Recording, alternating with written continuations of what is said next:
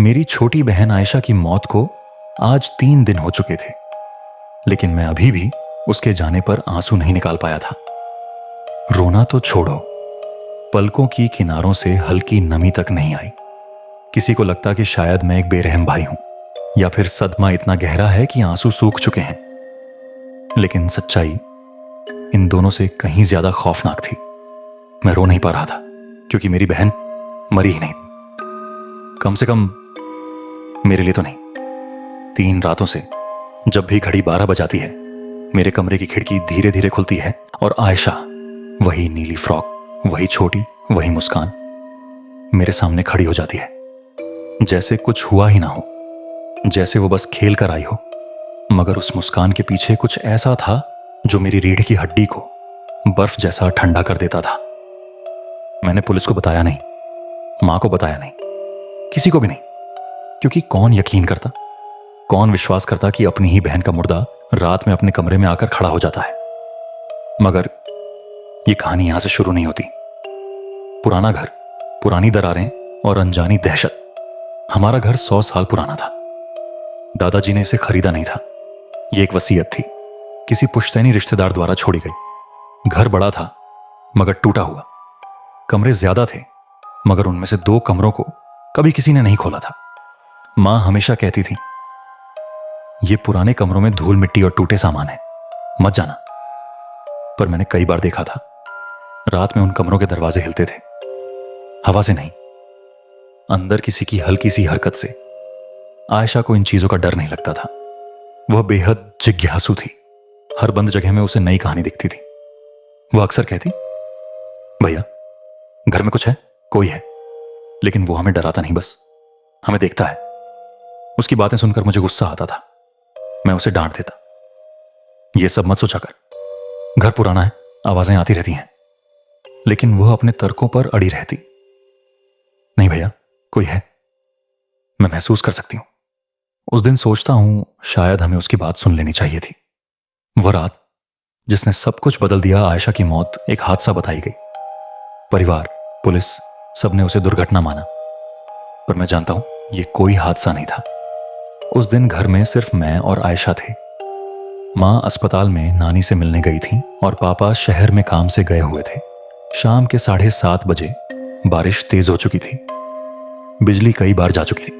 घर में एक अजीब सी नमी फैली हुई थी और दूर वाले बंद कमरे में किसी चीज के घिसटने की आवाज आई, जैसे कोई भारी पेटी खींच रहा हो। आयशा ने मेरी तरफ देखा। उसकी आंखों में वही चमक थी, वही जिज्ञासा। भैया वो फिर चल रहा है, मैंने कहा। शायद चूहे होंगे, वह बोली। भैया इतना भारी कोई चूहा नहीं खींच सकता। उसने टॉर्च उठाई और कमरे की छल पड़ी। मैंने रोका, लेकिन वो मेरे हाथ छुड़ाकर भाग गई। पहली बार मुझे डर लगा, बहुत गहरा डर। मैं उसके पीछे गया। वो पुराने कमरे के पास खड़ी थी। दरवाजा आधा खुला हुआ था, जो पहले कभी नहीं हुआ था। वह धीरे धीरे अंदर चली गई। मैंने भी हिम्मत करके कदम बढ़ाए। कमरे में धूल थी, बहुत मोटी धूल, और घुटन और अंधेरा इतना काला कि टॉर्च की रोशनी भी चिपक से जाती थी। कमरे के बीच में पुराना लकड़ी का झूला रखा था, जैसे किसी बच्चे को झुलाने के लिए। लकड़ी पर उकेरी गई आकृतियां डरावनी थीं। नुकीले नाखून, लंबे हाथ वाले प्राणी। आयशा उस झूले को देख रही थी। भैया इसे कौन झुला रहा है, मैंने कहा। क्या? उसने मेरी तरफ देखा। उसकी आंखें डर से चौड़ी थीं। अभी तो हिल रहा था भैया, सच में हिल रहा था। मैंने कहा, चलो यहां से चलो। उसी पल झूला हिला, खुद खुद, धीरे धीरे, फिर तेज, फिर और तेज। मुझे लगा दिल वहीं बंद हो जाएगा। आयशा ने मेरी शर्ट पकड़ी। भैया कोई बच्चा है, इस कमरे में बच्चा है। अचानक कमरा ठंडा हो गया, इतना ठंडा कि सांस के भाप बन रही थी। मेरी गर्दन पर किसी ने फूंक मारी, ठंडी बर्फ जैसी। मैं मुड़ा, मगर कोई नहीं था। आयशा ने दरवाजे की ओर भागने की कोशिश की, लेकिन तभी धड़ाम, दरवाजा खुद ब खुद बंद हो गया। हम फंस गए। मैंने जान लगा दी दरवाजा खोलने में, लेकिन वह जैसे सीमेंट हो चुका था। आयशा चीखने लगी, भैया खोलो, भैया। मैं खींचता रहा, धक्का मारता रहा, मगर दरवाजा नहीं खुला। मैंने पीछे मुड़कर देखा। झूला तेजी से अपने आप झूल रहा था और उसके पीछे एक साया खड़ा था, नीचे झुककर, बच्चे की तरह आकार में छोटा, मगर उसके हाथ बहुत लंबे। चेहरा नहीं दिखता था, बस एक खाली अंधेरा। वह झूले को पकड़कर चला रहा था, लेकिन उसकी उंगलियां इतनी लंबी और पतली थीं कि हड्डियों के अलावा कुछ नहीं। आयशा डर से जड़ हो गई। उसकी आवाज निकल नहीं रही थी। मैंने उसे पकड़ा, उसे अपनी ओर खींचा, पर तभी वह साया आगे बढ़ा और झूला बंद हो गया। कमरा शांत हो गया, इतना शांत कि अपनी दिल की धड़कन कानों में सुनाई दे रही थी। मैंने आयशा को जोर से धक्का दिया, भागो, लेकिन वह चिल्लाई, भैया मेरा पैर, किसी ने मेरा पैर पकड़ा है। मैं उठकर उसकी तरफ गया। उसका पैर किसी अदृश्य चीज ने जकड़ा हुआ था। मैंने उसे खींचने की कोशिश की, लेकिन वह और अंदर खींच रही थी। उस अंधेरे की तरफ, उस झूले की तरफ आयशा चिल्लाती रही, भैया बचाओ, भैया। मैंने अपनी पूरी ताकत लगा दी, लेकिन अचानक उसका हाथ मेरे हाथ से छूट गया, जैसे किसी ने उसे झटका देकर दूर खींच लिया हो। अगले ही पल मेरा सिर कहीं टकराया और मैं बेहोश हो गया। जब होश आया, मैं कमरे के बाहर पड़ा था। दरवाजा खुला था, अंदर खामोशी थी। आयशा कहीं नहीं थी। पुलिस आई, जांच हुई। सबने कहा छत से गिर गई होगी, लेकिन मैं जानता था वह छत से नहीं गिरी, वह उस कमरे में खींची गई थी। हवा अचानक ठंडी हो गई। ऐसा लगा जैसे पूरे जंगल ने अपनी सांसें रोक ली हों। सैम के पैरों के नीचे सूखे पत्ते चरमराए, पर आवाज साधारण नहीं थी। उसमें एक अजीब सी गूंज थी, जैसे पत्ते भी इस जगह का राज फुसफुसा रहे हों। दूर कहीं उल्लू बोल रहा था, पर उसकी आवाज भी टूटी हुई, डरी हुई लग रही थी। सैम ने छाप को हाथों में लिया और ध्यान से देखा। उस पर उकेरा हुआ निशान अब हल्की लाल चमक छोड़ रहा था, जैसे किसी ने अंगारे को राख में दबा दिया हो। पर डर तब बढ़ गया जब चमक अपने आप उसकी उंगलियों पर चढ़ने लगी। नहीं, ये क्या हो रहा है? उसने फौरन छाप को गिरा दिया, लेकिन निशान उसकी त्वचा पर चिपक चुका था। एक हल्की जल, फिर तेज, फिर जैसे गाढ़ा उबलता लोहा उसकी नसों में भर गया हो। हां! सैम घुटनों पर गिर पड़ा। आंखों के सामने सब धुंधला होने लगा। उसी धुंध में पेड़ों की जड़ों के बीच उसे कुछ आकृतियां दिखीं, मानवीय नहीं। छायाएं, लंबी मुड़ी हुई उंगलियों वाली, बिना चेहरों वाली। वे उसे घेरने लगीं, और तभी किसी ने उसका हाथ पकड़ा। उठो, जल्दी उठो। आवाज एक लड़की की थी, पर अजीब बात यह, उसकी आवाज में डर नहीं था, मजबूती थी, तात्कालिकता थी। संयम ने आंखें खोलीं और सामने एक लड़की खड़ी थी, जिसकी आंखों में ऐसा भाव था जैसे वह इस जंगल को उससे भी ज्यादा जानती हो। तुम कौन? लड़की ने उसका हाथ कसकर पकड़ लिया। मैं रूहानी हूं, और अगर तुमने एक पल भी देर की तो यह जंगल तुमको कभी वापस नहीं जाने देगा।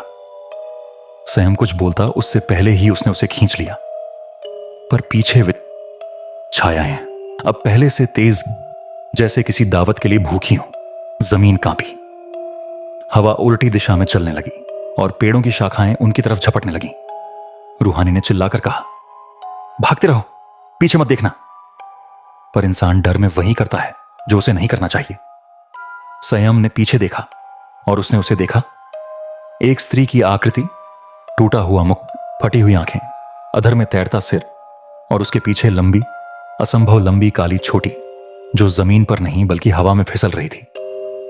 वह छाया नहीं, इंसान नहीं, वह किसी बलि की आखिरी चीख थी जो अब भी इस धरती पर भटक रही थी।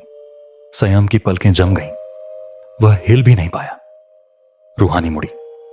उसकी आंखों में एक गुस्सा था जो किसी सामान्य लड़की में नहीं हो सकता था। उसने अपने दुपट्टे के भीतर से पीली मिट्टी का एक मुट्ठा निकाला और पीछे फेंका। जैसे ही मिट्टी हवा में गई, वह तेज सुनहरी चिंगारियों में बदल गई और वह स्त्री पीछे हट गई, चीखते हुए। ये क्या है? संयम हांफते हुए बोला। रूहानी ने कहा, यह शुद्ध मिट्टी है, उस मंदिर की जहां तेरा जाना मना था। संयम कड़क गया। तुम जानती हो मैं कहां गया था? रूहानी की आवाज धीमी पड़ गई। हां, क्योंकि वो जगह मेरी भी है। वे दोनों दौड़ते दौड़ते एक सूखे कुएं के पास पहुंचे। कुएं का मुंह चौड़ा था, पर अंधेरा इतना गहरा कि ऐसा लगा जैसे रात का भी रात हो।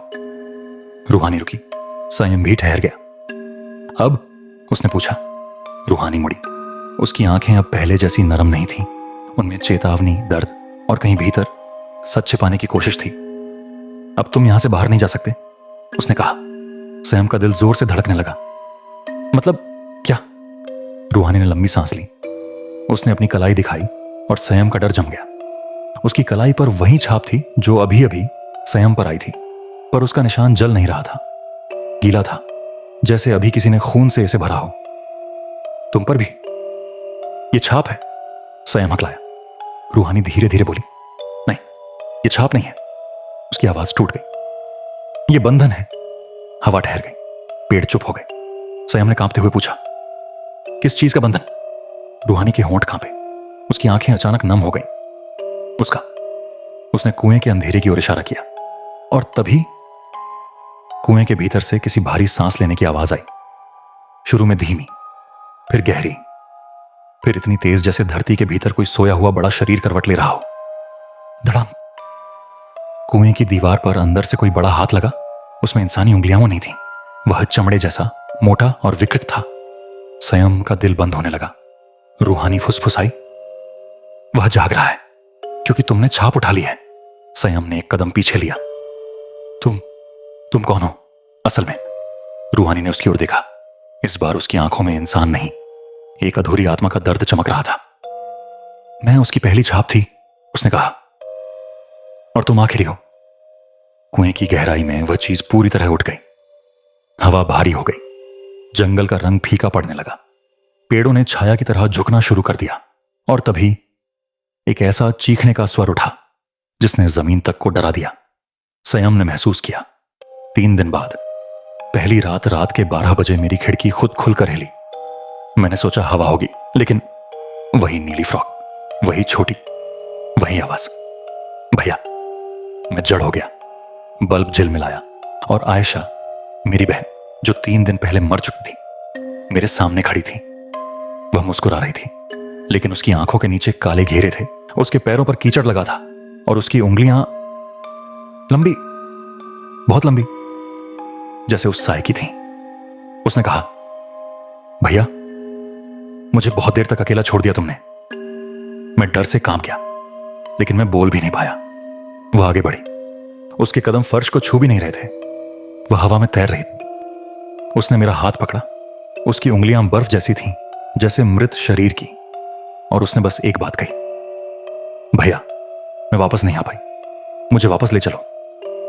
उस रात मैं बेहोश हो गया। दूसरी रात उसका खेल शुरू हुआ। अगली रात वही समय, वही खिड़की, वही आवाज, भैया, आज खेलेंगे। इस बार उसकी मुस्कान और चौड़ी थी, इतनी चौड़ी कि गाल फटने लगे थे। उसकी आंखें पूरी काली थीं और वह हवा में झूल रही थी, जैसे कोई अदृश्य झूला उसे हिला रहा हो।